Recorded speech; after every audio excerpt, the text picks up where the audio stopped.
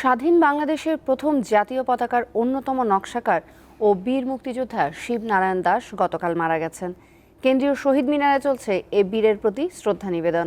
বিস্তারিত জানাতে সরাসরি যুক্ত আছেন সহকর্মী মাহমুদ শাওন।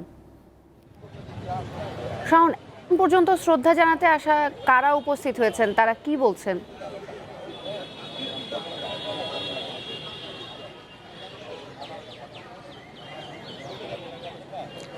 তৌসে বীর মুক্তিযোদ্ধা শহীদ পরিবারের সন্তান কিংবা জাতীয় পতাকার অন্যতম নকশাকার যে পরিচয় দেই না কেন, তিনি বাংলাদেশের যে একজন মৌলিক মানুষ, অর্থাৎ বাংলাদেশকে তিনি মনে প্রাণে ধারণ করতেন, এই দেশকে তিনি ভালোবাসতেন। তো সেই মানুষটির প্রতি শেষ শ্রদ্ধা জানাতে প্রস্তুত এই কেন্দ্রীয় শহীদ মিনার, যেখানে এরই মধ্যে বিভিন্ন রাজনৈতিক, সামাজিক এবং সাংস্কৃতিক অঙ্গনের মানুষ কিন্তু এখানে উপস্থিত হয়েছেন। আমরা জানতাম যে সকাল 10টায় তার প্রতি শেষ শ্রদ্ধা জানানো হবে, কিন্তু এখনও সেই আনুষ্ঠানিকতা শুরু হয়নি। কিন্তু এরই মধ্যে আমরা দেখতে পাচ্ছি যে বিভিন্ন অঙ্গনের মানুষ কিন্তু এরই মধ্যে এখানে উপস্থিত হয়েছেন।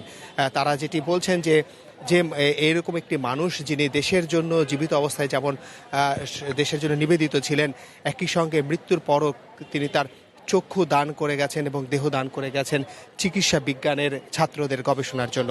অর্থাৎ তিনি মনে প্রাণে এই দেশ এবং দেশের মানুষদের কল্যাণের জন্য তিনি যে চিন্তা করতেন সেটির বহিঃপ্রকাশ বলছেন এখানে আসা মানুষজন।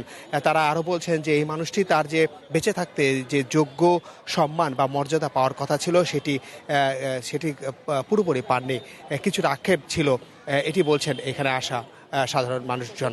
তো আমরা অপেক্ষা করছি, আর কিছুক্ষণ পরই তার মরদেহ নিয়ে আসা হবে এই কেন্দ্রীয় শহীদ মিনারে এবং তখন সর্বস্তরের মানুষ তাকে শ্রদ্ধা জানাবেন। একই সঙ্গে আপনি নিশ্চয়ই জানেন, যেহেতু তিনি বীর মুক্তিযোদ্ধা, তাকে রাষ্ট্রীয় সম্মান জানানো হবে। তো আমরা সেই মুহূর্তটির জন্য আসলে অপেক্ষা করছি, আর অল্প কিছুক্ষণের মধ্যে সেই আনুষ্ঠানিকতা শুরু হবে বলে আমরা জানতে পেরেছি। তৌসি। শাওন, আপনি থাকুন সেখানে, আমরা পরবর্তী সংবাদে আবার আপনার সাথে যোগাযোগ করব।